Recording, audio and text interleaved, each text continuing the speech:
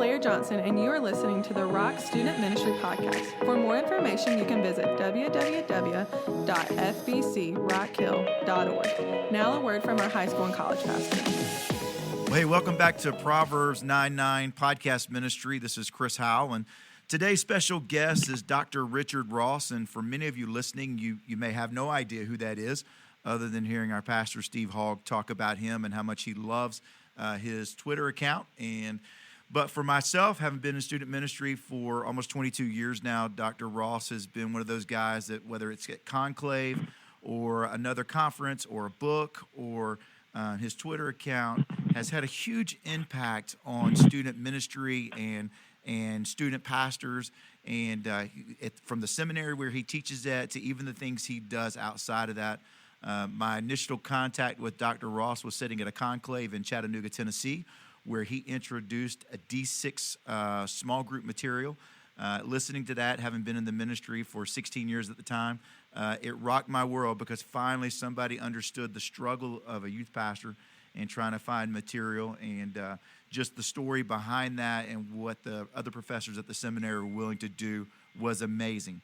And so, Dr. Ross, I appreciate you being with us today. And what we want to do is, with the Parenting Matters Conference and you coming in on March the 28th, I would like to give our members, and even those that are not a part of the body of First Baptist Church Rock Hill that are coming, an idea of what that day is going to look like. So I'm going to turn the floor over to you to let you do your own self-introduction, because you can do it much better than I can. And then if you would just kind of walk us through what that day looks like. Chris, I will be glad to do that. What a privilege, what an honor that I get to come and be a part of your church with your families. I won't say much about my life. I don't think that's particularly interesting, but I will say teenagers have been the sole focus of my life vocationally since I was 19 years of age. That's when I became a student pastor. Had the privilege of being a student pastor for 30 straight years.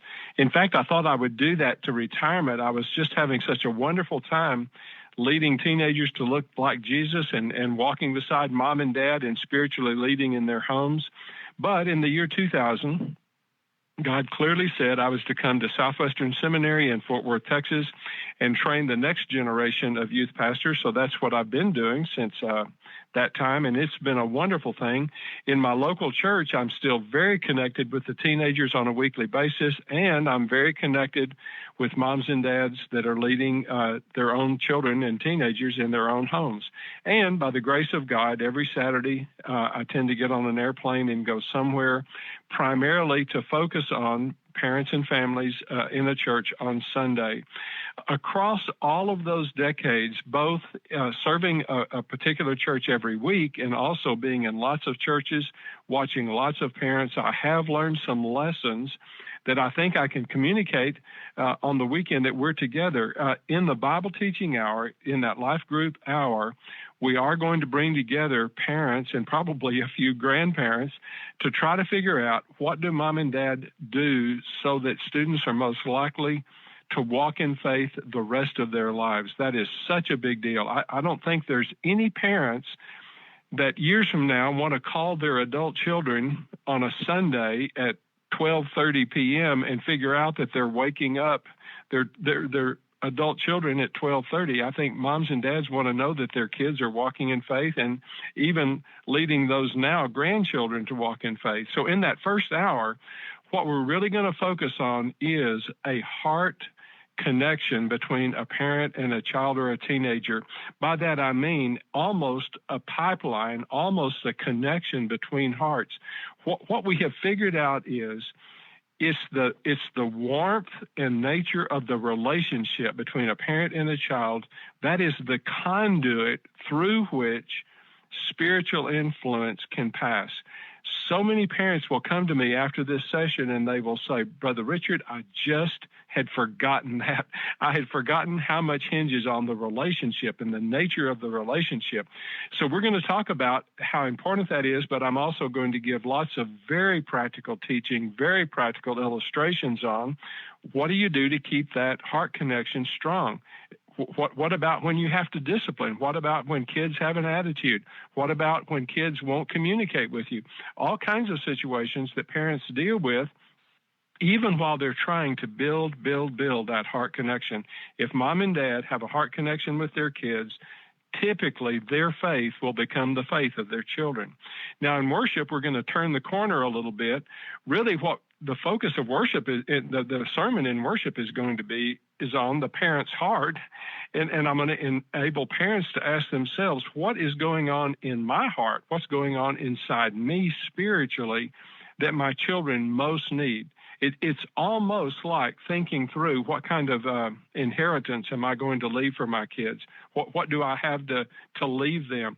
So the issue is, what's going on inside me, my walk with Jesus, my life in him, that my children most need. And in essence, you could put that with the first hour and say, what is going on inside my heart that I could put in that pipe to send to the heart of my child? In the third session at noon, we're going to eat quickly, and then I'm not going to give a speech. Literally, I'm going to ask people to move their chairs, and parents and their children, teenagers, are going to sit knee to knee across from each other.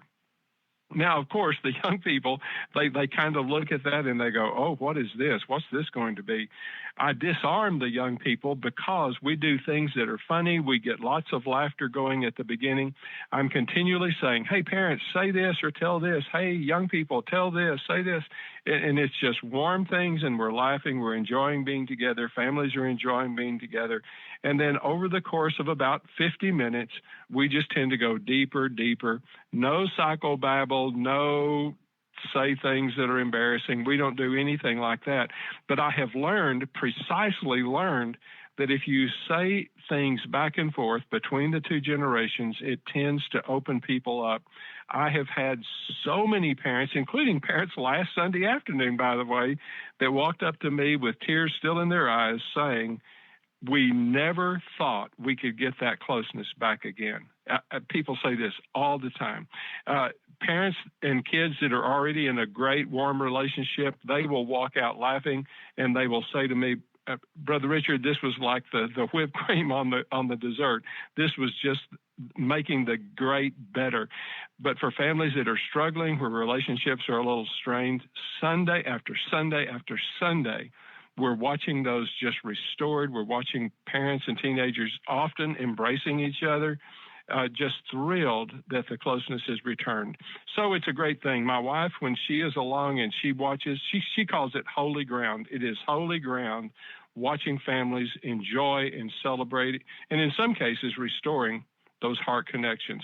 Well, all of that is what's going to happen when we're together on a Sunday, and I think by the time people get home at 1:45 or 2 o'clock, they will say, this is one of the most important Sundays our family has had in a long time. So that's what I'm looking forward to, and that's what I'm praying toward. Amen. Well, Dr. Ross, I so appreciate you coming on and explaining that way better than I ever could have. And even in my inability to explain it to the depth that you have, we have a lot of people excited about it as a staff. We've been praying for you and praying over you that God would just use you in a mighty way and continue to do so for your safety of getting here. And as a church, corporately, we'll begin that prayer time this weekend, Sunday during kind of our welcome prayer time at the beginning of the service. And then next week, we're going to have just a very pointed 20 minutes at the end of service, an old-fashioned altar call, if you will, asking our church to open up their minds and their hearts and their ears to what God's going to have to say that weekend. And we truly believe as a staff that it could be the most impactful thing that First Baptist Rock Hill has ever done in the life of our church and in the life of our community.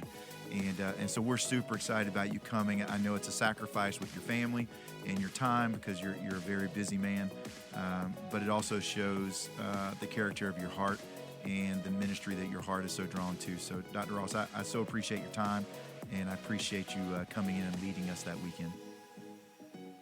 It's been a joy. Great to talk with you. Yes, sir.